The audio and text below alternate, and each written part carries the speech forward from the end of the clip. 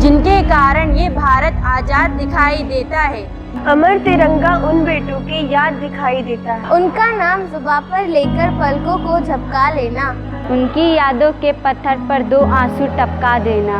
जो धरती में मस्तक बोकर चले गए, दाग गुलामी वाला धोकर चले गए। मैं उनकी पूजा के खातिर जीवन भर गा सकता हूँ। मैं पीड़ा की चीखों में संगीत नहीं ला सकता हूँ, संगीत नहीं ला सकता हूँ। भारत को स्वतंत्रता मिले हुए 75 वर्ष हो चुके हैं। स्वाधीनता के दीवानों की कहानियां आज देश का बच्चा बच्चा जानता है। आज़ादी के इन वीर योद्धाओं में स्वतंत्रता प्राप्त करने की जबरदस्त ललक एवं हिम्मत तो थी ही, साथ ही मृत्यु का भय भी न था। अपने हौसलों से हर मुश्किल का सीना चीरते हुए आज़ादी की मंजिल की तरफ बढ़ते ही चले गए। स्वाधीनता हमारे स्वतंत्रता सेनानियों का एक अनमोल उपहार है। आइए इस स्वाधीनता के अमृत महोत्सव को एक साथ मनाएं। संपूर्ण देश स्वाधीनता की 75वीं वर्षगांठ को अमृत महोत्सव के रूप में मना रहा है। संपूर्ण देश में उत्साह है, उमंग है, उल्लास है और उत्साह का वातावरण भी है। इस पीयूष पर्व पर आप सभी बंधुओं को हार्दिक बधाइयां प्रेषित करता हूं। अंग्रेजी सत्ता के विरुद्ध भारत में पहला संगठित प्रयत्न 1857 में हुआ, जिसने अंग्रेजी सत्ता को भारत की संगठित शक्ति का एहसास कराया था। जबकि अंग्रेजों ने इस प्रथम स्वतंत्रता संग्राम को गदर नाम देकर भारत के उस प्रयत्न को छुपाने का प्रयास किया, लेकिन यह संग्राम भारतीयों का अंग्रेजों के विरुद्ध एक योजनाबद्ध प्रयास था। रोटी और कमल के द्वारा गांव-गांव जाकर व्यक्ति व्यक्ति से मिलकर इसमें आम आदमी की सहभागिता सुनिश्चित की गई थी। इस स्वतंत्रता आंदोलन के प्रमुख सूत्रधार थे नाना साहेब पेशवा, तात्या टोपे, बहादुर शाह जफर, झांसी की रानी लक्ष्मीबाई, बाबू कुंवर सिंह, मंगल पांडे एवं अनंत योद्धा, जिनके नाम मात्र से कई पुस्तकें लिखी जा सकती हैं। 1857 की क्रांति का व्यापक प्रभाव आर्थिक, सामाजिक, धार्मिक और राजनीतिक रूप से था और इसमें हर वर्ग के लोगों ने भाग लिया था। ऐसा अब आधुनिक इतिहासकार सिद्ध कर चुके हैं। अतः 1857 का स्वतंत्रता आंदोलन मात्र एक सैनिक विद्रोह नहीं, वरन पूर्ण राष्ट्रीय स्वतंत्रता संग्राम था।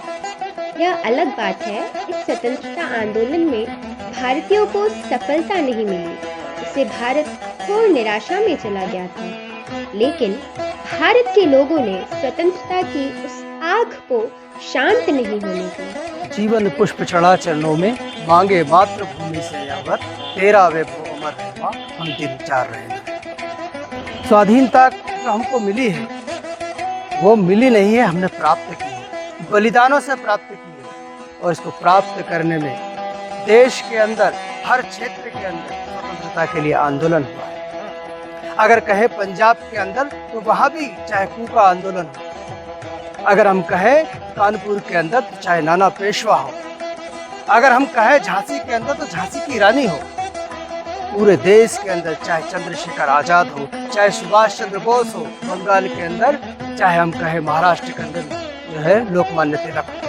सबने पूरे देश के अंदर एक आजादी का जो स्वतंत्रता का, स्वाधीनता का, स्व के भाव का जो आंदोलन खड़ा हुआ, उसमें हर जाति वर्ग, चाहे अपन कहे बड़वानी के अंदर भीमा नायक हो, चाहे तिलका माझी हो, चाहे बिरसा मुंडा हो, सबने स्वाधीनता के इस आंदोलन में हर जाति वर्ग, महिला पुरुष बच्चे सबने भाग लिया और उसका परिणाम था कि पूरा देश आंदोलित हो गया और एक ही आवाज निकलती थी हर जबान से, और वो थी वंदे मातरम। माता की इस आज़ादी में कितनों ने मृत्यु वरण किया, कितनों ने अपना घर छोड़ा, कितनों ने जीवन मरण किया।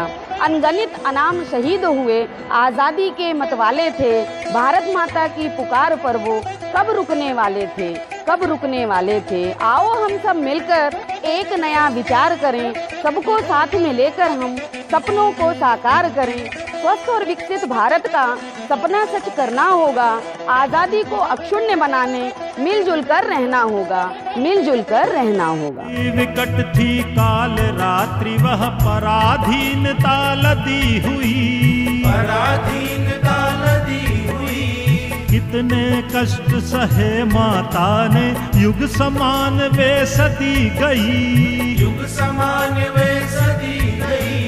15 अगस्त सन 47 स्वतंत्र सूर्य था पुनः उदय, स्वतंत्र सूर्य था पुनः उदय। मुक्त कंठ से दसों दिशा में, मुक्त कंठ से दसों दिशा में गूंजे भारत माँ की जय, गूंजे भारत माँ की जय, गूंजे भारत माँ की जय, गूंजे भारत माँ की जय।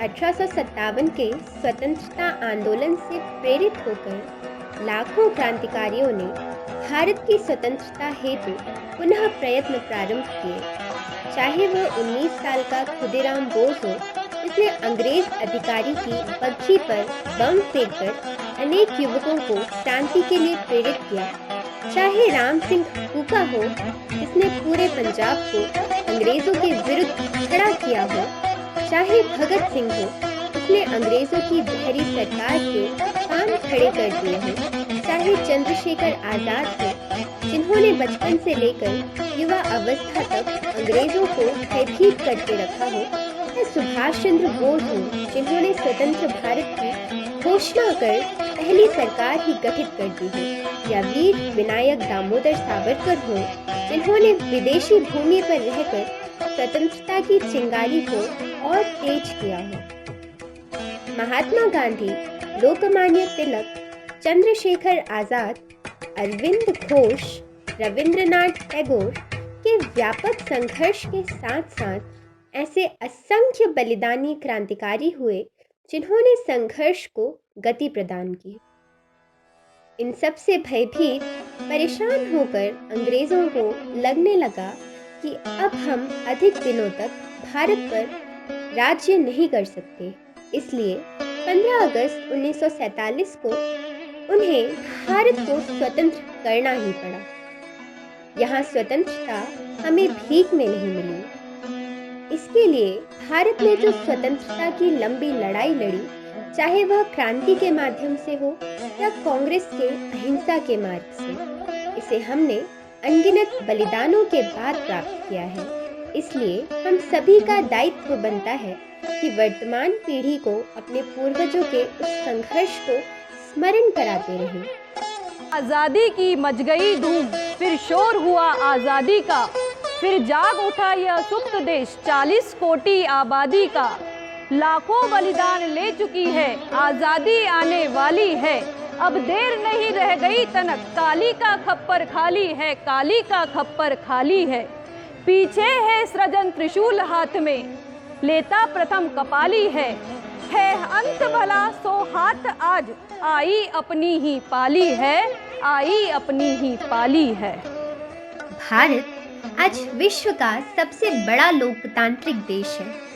भारत दुनिया का एकमात्र ऐसा देश है जिसने अपनी स्वतंत्रता के बाद से ही अपने प्रत्येक वयस्क नागरिक को मतदान का अधिकार दिया है। महिला राजनीतिज्ञों की सबसे अधिक संख्या भारत में है। पंचायतों में सबसे अधिक महिलाएं निर्वाचित हुई हैं। राष्ट्रपति, प्रधानमंत्री, लोकसभा अध्यक्ष और नेता विपक्ष समेत भारत में महिलाओं ने कई उच्च सरकारी पदों पर काम किया है। भारत अनेक क्षेत्रों में दुनिया के अग्रणी देशों की सूची में आ चुका है। भारत की वैज्ञानिक क्षमता को आज दुनिया मान चुकी है। आज हम अंतरिक्ष क्षेत्र के सबसे उन्नत राष्ट्रों में से एक हैं। वर्ष 1975 में भारत ने पहले अंतरिक्ष उपग्रह का डिजाइन तैयार किया था। इस उपग्रह का नाम महान भारतीय ज्योतिषाचार्य और गणितज्ञ आर्यभट्ट के नाम पे रखा गया था। भारत ने अपने पहले ही प्रयास में चंद्रमा की पड़ताल के लिए भेजे जाने वाले चंद्रयान को लॉन्च करने में सफलता अर्जित की और चंद्रमा की मिट्टी में पानी के कणों की मौजूदगी की खोज की। घरेलू संचार के लिए उपग्रह विकसित करने वाला भारत दुनिया का पहला देश बन गया है। मंगल ग्रह पर मंगलयान को सफलतापूर्वक स्थापित करना अपनी अंतरिक्ष शक्ति को प्रदर्शित करता है। उपग्रहों को अंतरिक्ष में सफलतापूर्वक स्थापित करने की तकनीक में भारत अग्रणी देश बन चुका है। इन सभी कार्यों का श्रेय भारतीय अंतरिक्ष अनुसंधान केंद्र इसरो को जाता है। भारत की सेना दुनिया की श्रेष्ठ सेना में स्थान रखती है। आज भारत के पास अत्याधुनिक शास्त्र सैन्य विमान है। विश्व का सबसे बड़ा डाक नेटवर्क भारत में है। दूध का सबसे बड़ा उत्पादन गेहूं एवं चावल का उत्पादन करने वाला दूसरा सबसे बड़ा देश भारत है। भारत में थोरियम का सबसे बड़ा भंडार है।